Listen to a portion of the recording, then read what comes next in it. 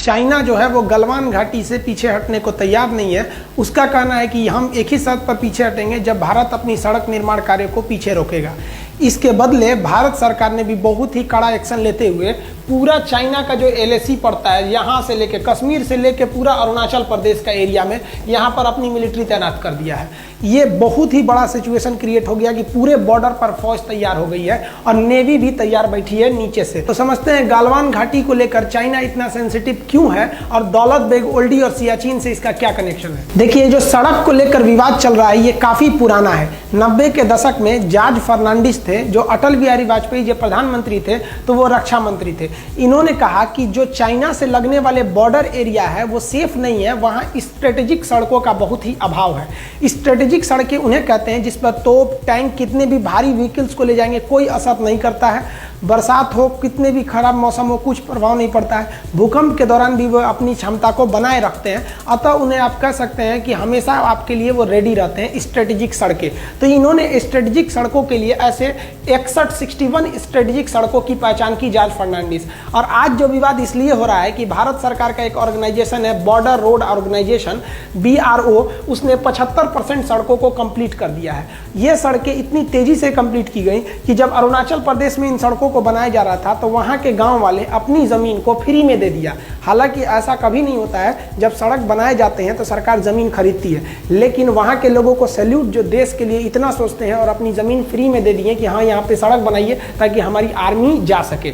अब यही सड़कें जो हैं ये यहाँ बन रही है आपका लद्दाख के एरिया में, दौलत बेग ओल्डी सेक्टर में। इसको लेकर चाइना ज्यादा विवाद कर रहा है। देखिए, एक सड़क है जिसका नाम है दारबुक स्योक। ये स्योक नदी को पार करके जाती है। दारबुक नाम के जगह से स्टार्ट होती है, इसलिए इसे दारबुक स्योक कहते हैं। जब ये एकदम ऊपर दौलत बेग ओल्डी तक पहुंच जाती है तो इसकी लंबाई हो जाती है 250 किलोमीटर। हम समझेंगे दौलत बेग ओल्डी क्या होता है। देखिए, ये इसमें जो हम रेड कलर से रंगे हुए हैं ये सियाचिन ग्लेशियर है। ये सियाचिन का एरिया है, ये इंडिया के कंट्रोल में है। उससे जस्ट पहले जो ब्लू कलर से कलर किए हुए हैं ये आपका दौलत बेग ओल्डी का एरिया।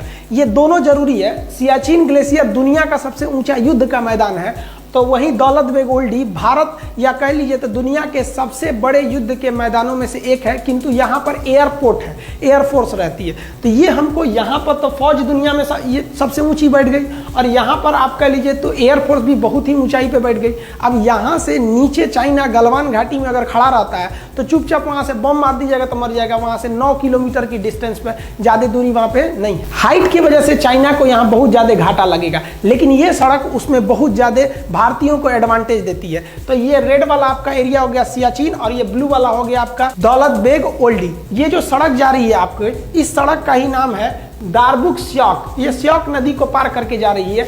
अब ये जो सड़क जा रही है इस सड़क से चाइना को दिक्कत नहीं है। दिक्कत कब चालू हुआ, जब भारत ने इसी सड़क का एक लिंक खोल दिया इस साइड में, और ये जो लिंक था वो लिंक चला गया गलवान घाटी की ओर। अब बताइए, ये गलवान घाटी से केवल 9 किलोमीटर है। अगर ये सड़क नहीं रहती तो इस सड़क के अभाव में भारतीय फौज को गलवान घाटी में पहुंचने में 8 घंटे लगते, लेकिन इस सड़क के बन जाने के बाद वहां पहुंचने में केवल 35 मिनट समय लगेगा। अब बताइए, 8 घंटे की जगह आधे घंटे में अगर फौज पहुंच जाए तो वहां भारत के फेवर में हो जाएगा युद्ध। इसलिए चाइना कह रहा है कि हम तभी हटेंगे जब आप ये सड़क को काम रोकेंगे तब। अब इंडिया का ये सोचना है कि अगर आज हम सड़क रोक लिए तो कल तो तुम युद्ध के मैदान में भी कूद जाओगे और हमारी सड़क नहीं बनी रहेगी तो हमको घाटा लग जाएगा, क्योंकि चाइना का वादा उतना ही टिकता है जितना चाइनीज सामान टिकते हैं। भारत सरकार ने चाइना को सबसे ज्यादा जो जवाब दिया कड़ा, वो पर्यटक को लेकर टूरिस्टों को कह दिया कि आप भी जाके घूम के आइए दौलत बेग ओल्डी कैसा है, आप भी जाके घूम के आइए सियाचिन ग्लेशियर कैसा है। अब विदेशी लोग आए, अब घूमने वहां चले गए।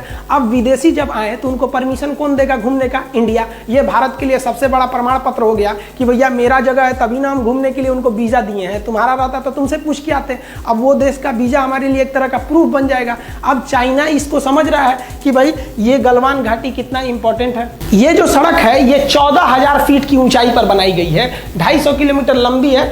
पहले जब ये सड़क नहीं थी तो ये स्याक नदी को पार करना होता तो एक टेम्पोररी ब्रिज था, इस पे हैवी व्हीकल्स नहीं जा सकते थे। लेकिन 2019 में भारत ने इस स्याक नदी के ऊपर एक भारी भरकम परमानेंट ब्रिज बना दिया। इस ब्रिज के बनने के बाद आर्मी के भारी भरकम व्हीकल, तोप टैंक इत्यादि को भी ले जाया जा सकता है। अब वहां पर हथियार पहुंचाने में भी दिक्कत नहीं होगा, इसलिए चाइना को ज्यादा डर लग रहा है इसके वजह से, इन सड़क और पुल के वजह से। लेकिन वो खुल के नहीं कर रहा है, हम हिंदुस्तानियों को वो फंसा के रखा है, मीडिया के थ्रू दबाव बनवाना चाह रहा है कि गलवान घाटी को विवाद है। विवाद गलवान घाटी को है ही नहीं है, विवाद चाइना को इस बात का है कि ये सड़क को नहीं रोकेंगे तो गलवान घाटी होकर भी चाइना का नहीं रहेगा, क्योंकि हाइट से हम लोग 14,000 फीट की ऊंचाई से हम लोग आराम से देख लेंगे, ओ चाइना क्या कर रहा है तुम वहां पर। युद्ध के मैदान में सोचा ईंटा चला के मार देंगे हम लोग।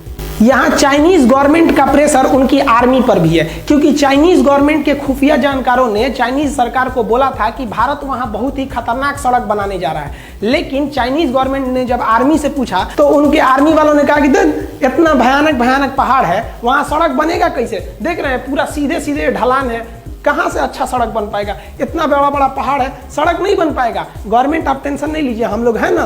दिक्कत कब हुआ? जब ये सड़क बनकर तैयार हुआ तब। देखिए ये सड़क ऐसा बना दिया, इंडिया वाले भी बताइए इतना भयानक सड़क बना दिया सब। अब इसमें जो सेना की जो गाड़ियां चलती हैं वो बुलेट ट्रेन की तरह भाग रही हैं सब। इन सड़क पर पानी भी नहीं लगेगा, क्योंकि जहां तक सड़क गई है वहां तक पैरेलल नाला लेके गया है, दोनों ओर से पानी भी नहीं लगेगी। स्ट्रेटेजिक सड़क इतनी भयानक लग गई कि चाइनीज सरकार अपनी आर्मी पे भड़क गई कि रे चोट्टा कहीं का, तो बोला था कि सड़क नहीं बनेगी, कौन सी बना दिया देख तो। अब युद्ध के मैदान में धड़ाक से फौज उतार देगा, तू लोग मुंह ताकते रहना। चाइनीज सरकार का उनकी आर्मी पर गुस्सा एक बात और से है कि ये जो दौलत बेग ओल्डी है, इस दौलत बेग ओल्डी पर जब भारत ने अपनी एयरफोर्स को उतारा था तो एएन नामक विमान को उतारा था। ये छोटा सा जहाज है, इसमें 30-40 लोग बैठते हैं। तो इस पर चाइनीज आर्मी ने कुछ खास एक्शन नहीं लिया था, कहा था 30-40 आदमी के जहाज में क्या होगा। लेकिन इंडियन एयरफोर्स ने एक और खतरनाक काम कर दिया। एयरफोर्स ने पहले तो उतारा ही छोटका विमान एएन नामक छोटा सा, और जब ये उतर गया सक्सेसफुली तो यहाँ उतार दिया अपना C-17 ग्लोब मास्टर और हरकुलियस नामक भारी भीषण विमान। ये विमान जो है ना भीम है एकदम, समझिए तो 70 टन उठा के उड़ जाएगा। एक हाथी 10 टन की होती है, 70 टन उठाएगा, 7 गो हाथी को लाद के उड़ जाएगा। इतना किसी भी मौसम में उड़ सकता है, पहाड़ के बीच में भी उड़ सकता है। आप इसे देखिए कितना खतरनाक ये लैंडिंग करता है।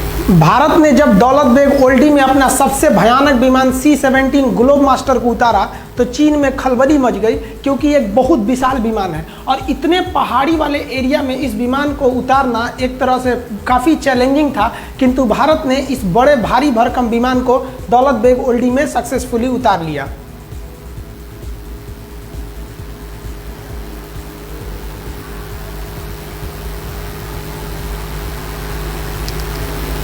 C-17 वर्तमान समय में भारत का सबसे बड़ा परिवहन विमान है। इससे बड़ा अभी वर्तमान में कोई परिवहन विमान उपस्थित नहीं है। चाइना को मेन डर है दौलत बेग ओल्डी में भारतीय एयरफोर्स का जो बेस बनाया गया है अड्डा, वहां से, क्योंकि वो इतनी ऊंचाई पर एयरबेस है कि वहां से विमानों को ऑपरेट करना काफी सिंपल है और उतनी हाइट पर चाइना को पहुंचने में बहुत दिक्कत होगा। और वहां ऑलरेडी इंडियन एयरफोर्स अवेलेबल है।